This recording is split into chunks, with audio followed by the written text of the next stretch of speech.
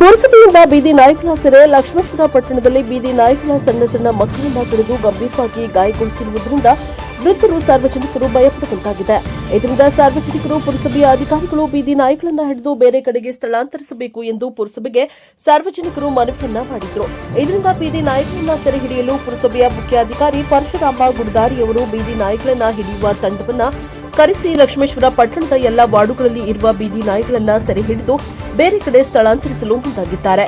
ಇದರಿಂದ ಸಾರ್ವಜನಿಕರು ಪುರಸಭೆಯಿಂದ ಬೀದಿ ನಾಯಿಗಳ ಸೆರೆ ಹಿಡಿಯುವ ಕಾರ್ಯಾಚರಣೆಗೆ ತಮ್ಮ ಮೆಚ್ಚುಗೆಯನ್ನು ವ್ಯಕ್ತಪಡಿಸಿದ್ದಾರೆ. ಬೀದಿ ನಾಯಿ ಬಂದು ತೆಲಿಗೆ ಕಡ್ದಿದ್ದು ನೋಡ್ರಿ.